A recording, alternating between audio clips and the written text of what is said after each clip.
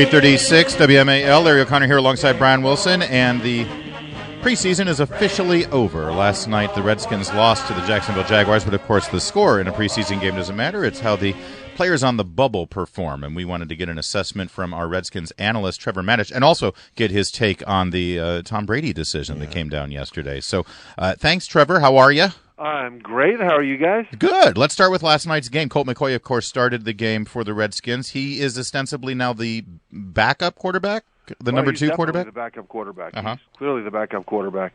And he did well. He did well. Colt has shown that he's a very capable backup. He's smart. He's scrappy. He can make things happen when things break down. And he has enough of an arm to make enough of the throws to be effective in that role. So he's not on the bubble. Is RG3 on the bubble? Will he get cut come Sunday night, Monday morning? And what about players like Rashad Ross, who has been on the bubble as one of the receivers? But, boy, he had a huge game last night, 10 catches, 103 yards. He did. Well, you talk about Rashad Ross. He's the one that really stood out, but I don't think that guarantees him a roster spot. He may be, depending on how many wide receivers they keep, be fighting with Evan Spencer, who didn't play because of a concussion. And the thing about Ross is, for all the good things that he did, the Redskins have other receivers that can do that, like Ryan Grant and Andre Roberts, where Evan Spencer is not as good of a receiver right now as Ross. Evan Spencer does things that Ross can't do as well as Spencer, and that is be a special teams terror. Spencer is 27 pounds heavier, 2 inches taller, and is very physical in the special teams. And so you've got to ask yourself, do you want your last receiver to be a mirror of what some other guys can already do, or do you want that guy to be a special teams terror? And that's the decision they have to make. If it's me, I keep Spencer. All right, I don't think we've had a chance to have you weigh in on the situation with RG3. Well, I guess we have had you, but I mean RG3. Not the quarterback of the future. Right now it's in Kirk Cousins' hands. As you said, it looks like Colt McCoy is the number 2. RG3 relegated to third. Do they keep him for sure or not? Or for that matter, do they keep any? I mean, why do you need 3 quarterbacks on the roster? Well, because quarterbacks get hit a lot, especially on this team. And so you've got to have 3 quarterbacks around just to practice. Let's put it that way. Okay. You don't want your other 2 quarterbacks to wear their arm out scouting for the defense. But that could be a practice squad guy. But the thing about RG3 is that on the field, it's clear you would keep him if he's your third quarterback, because who else has the familiarity with the system and with the teammates, right? But at the same time, Scott McClellan, the general manager, has a history of moving on from quarterbacks when he wants to go to a new direction. When he was at Seattle, Matt Hasselbeck won the division with the team. They only had a 7-9 record, but they won the division. And the next year, Hasselbeck was not on the team. They moved on in a different direction because McClellan believed that Hasselbeck was not the future that he wanted for Seattle. So he just moved on. Why not do it now? And the thing about RG3 is that he will always be a lightning rod if he's around as a backup or as a starter. Mm-hmm. And the Redskins may decide that they're better off taking the risk of having a less capable third quarterback than to have the drama around, because they've made the decision to go with Cousins. Okay.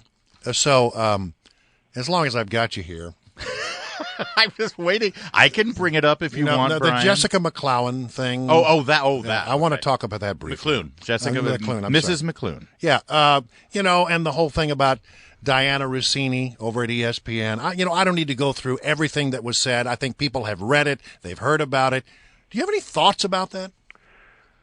Yeah, on the one hand, there's just kind of the entertainment value of it all.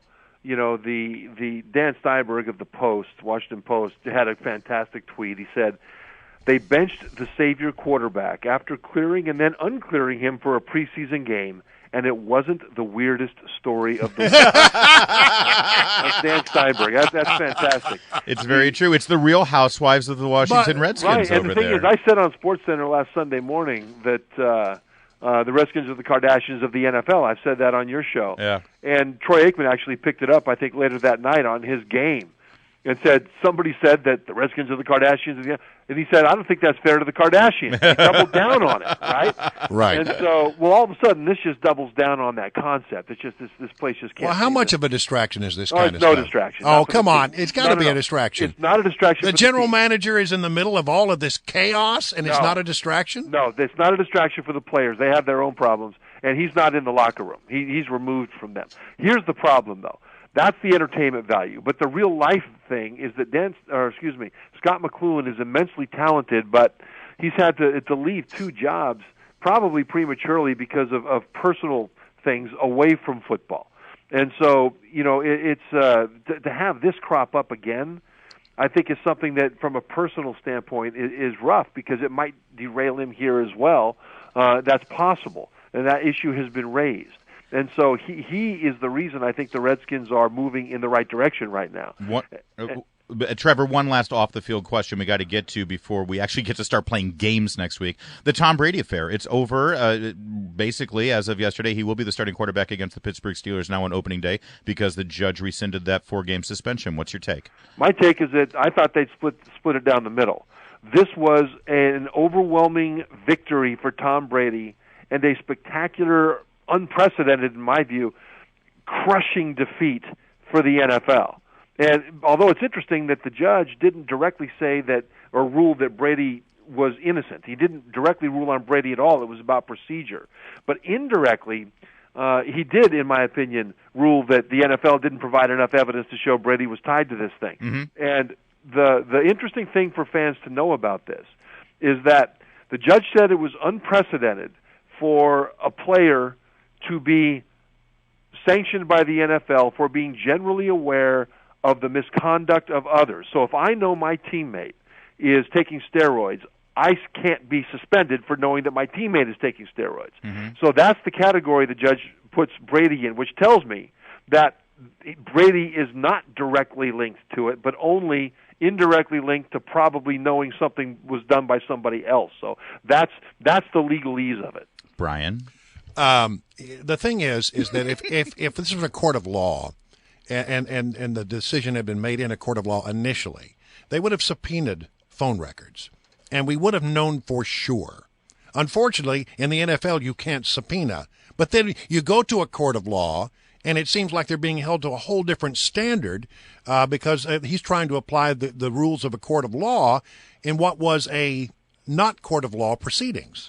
Right. Well, this is the weird thing because the judge kept on saying that the NFL applied an unfair standard. Yeah. And according to the collective bargaining agreement, the players gave Roger Goodell, the NFL commissioner, the power to decide what is fair and unfair in that standard. So, that's why it's such a crushing defeat. Yeah. But they're appealing. The NFL's appealing, and this is just going to be ugly for them for a long time. Trevor, the NFL is not appealing in any way. Nothing appealing about Roger Goodell. No. Thanks, Trevor. Thanks, Trevor. Can't wait to talk to you when the games begin. Yeah, I know. Finally on the field. 8:44 on WMAL.